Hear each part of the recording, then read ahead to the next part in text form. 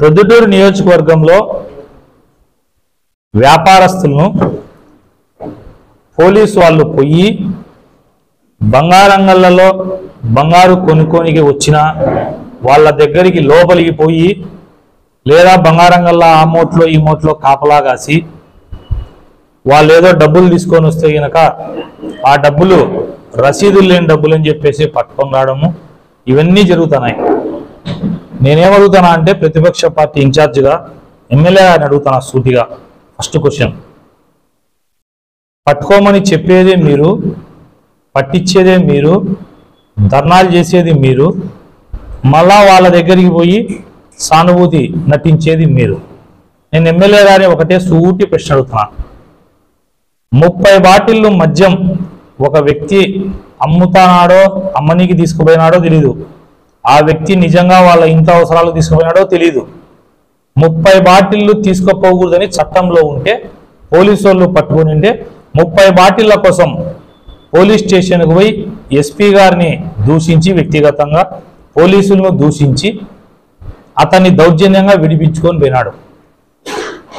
అంటే 30 బాటిళ్ళు మద్యం అమ్మేవాడికి ఉన్నంత విలువ కూడా ప్రొద్దుటూరులో వ్యాపారస్తులకు లేదు. ఇది ప్రొద్దుటూరు నియోజకవర్గంలో వ్యాపారస్తులు గమనించాలా. ఎందుకు ఆయన పోలేదంటే 2 టౌన్ పోలీస్ స్టేషన్ ఉన్నటువంటి సర్కిల్ ఇన్స్పెక్టర్ ఇబ్రహీం ఆయన వేయించుకునే మనిషి. పొద్దున సాయంత్రం పోలీస్ స్టేషన్కైనా ఆయన కరెక్ట్గా టైంకి వస్తాడో లేదో తెలియదు, కానీ ఎమ్మెల్యే గారి ఇంటికి పోయి ఎమ్మెల్యే గారి దర్శనం చేసుకున్న తర్వాతనే ఆయన బయటికి వస్తాడు. ఎమ్మెల్యే గారి ఇంటికి పోయే దారిలో ఉన్నటువంటి ఏ కెమెరాల్లో చూసినా కూడా ఇబ్రహీం పోయి ఎమ్మెల్యేకి దర్శనం చేసుకొని వస్తాడు. అలాంటి ఇబ్రహీము పోలీసులను పంపి దౌర్జన్యంగా వ్యాపారస్తుల డబ్బు సీజ్ చేస్తే ఏమి ఎమ్మెల్యే గారు 30 బాటిళ్ళు మద్యం అమ్మేవాడికి ఇచ్చిన విలువ పొద్దులోనే వ్యాపారస్తులకు లేదా? అంటే 2 టౌన్ పోలీస్ స్టేషన్కి ఆయన పోలేడా? పోయి మళ్ళీ సర్కిల్ ఇన్స్పెక్టర్ని ఎందుకు ఆయన గట్టిగా నిలదీసి ఆ వ్యాపారస్తుని పిలుచుకురాలా? ఒకసారి పొద్దున ప్రజలు ఆలోచన చేయండి. ఎమ్మెల్యే గారికి చెప్తానా, డ్రామాలు ఆపు. ధర్నా చేయాల్సి వస్తే నువ్వు వ్యాపారస్తులతో కూర్చొని బంగారం గల కాడ కాదు, 2 టౌన్ పోలీస్ స్టేషన్ కాడ నువ్వు ధర్నా చేయాలా. దేనికి? ఇట్లా పట్టుకోవడం అన్యాయమని ఆడ సీఎం నిలదీయాలను. పోలీస్ డిపార్ట్మెంట్లో నేను అడుగుతానా, బంగారంగల దగ్గర బయట ఇది పెడితే అంగళ్ళకు బంగారు కొనుక్కోనికి వచ్చిన రైతులు ఉంటారు, పైర్లు పండించుకుంటారు, వాళ్ళకి ఏం రిసిప్ట్లు వస్తాయా? అంటే వాళ్ళని పట్టుకుంటే వాళ్ళ ఇంట్లో వాళ్ళ కూతురు పెళ్లి ఆగిపోతే, లేకపోతే వాళ్ళ కొడుకు పెళ్లి ఆగిపోతేనో, వాళ్ళ ఇంట్లో శుభకార్యం ఎంగేజ్మెంట్లు ఆగిపోతేనో ఎవరు దీనికి బాధ్యులు? ఎమ్మెల్యే గారి వాహనం చెక్ చేయండి పోలీసులు. ఎమ్మెల్యే గారి వాహనం చెక్ చేయాలా?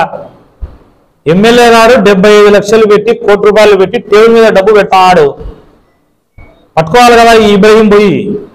అంటే ఆ డబ్బు అయితే ఎమ్మెల్యే డబ్బు అయితే ఇట్లా పెట్టి షోకేస్లో శోభమ్మలాగా ఇప్పుడు ఆయన విరాళం ఇస్తాను నేను ఆ గుడికి 1 లక్షలు అంటాడు. ఏం ఇబ్రహీం పోయి ఏది నీకు రసీదు ఇద్దా, నీ డబ్బుకు రసీదు అని అడగండి.